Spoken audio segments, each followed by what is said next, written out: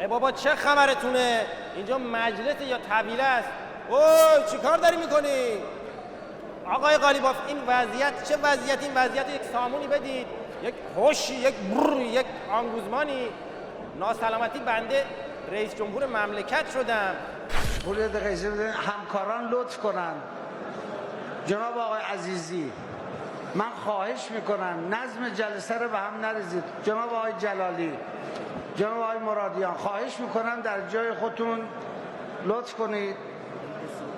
آقای همتی، جناب آقای نقدلی، جناب آقای گودرزی، خواهش کردم نظم جلسه رو رعایت کنن دوستان. آقای تقی‌پور خواهش میکنم در جای خودتون قرار بگیرن، اجازه بدین نظم جلسه برقرار کنید. بله. السلام علیکم به دروازه امام القاتلین و با سپاس از حلقوم مقام عظمای ولایت که بنده دوست دارم اون رو ببوسم، چرا که تک تک این وزرای اسکل رو خود مقام عظما آنگوزمان کردن. وزیر آوردن براتون مامان، توپل، هیولا، وحشی، حیوان، مثل خود مقام عظما، یکی از یکی شاسکولتر. خب الان وزیر آموزش پرورش بیاد ببینیم چی برای گفتن داره.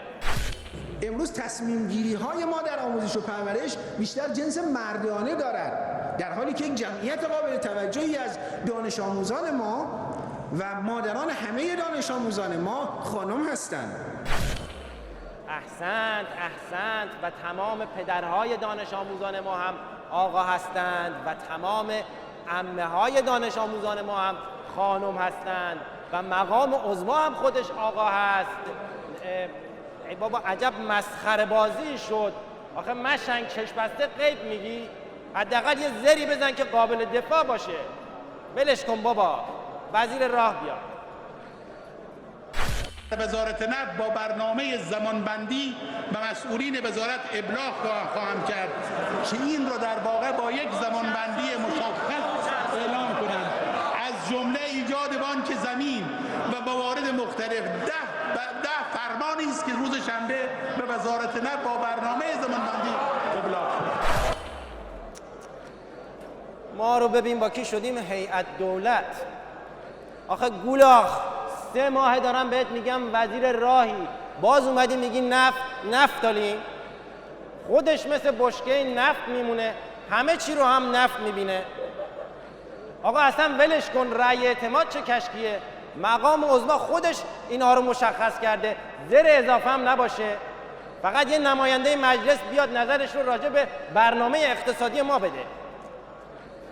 توجه مسئولین محترم، بخصوص وزرای کابینه، این مطلب رو میطلبد که مواظب باشیم که بتونیم معیشت جامعه را حرکت بدیم و چراغ حل این مشکل در پایین آمدن ارزش، بالا رفتن ارز ملی مملکت است. نه اینکه ما به $30 و $27 داریم نزدیک میشیم، به 30,000 تومان و 27,000 تومان.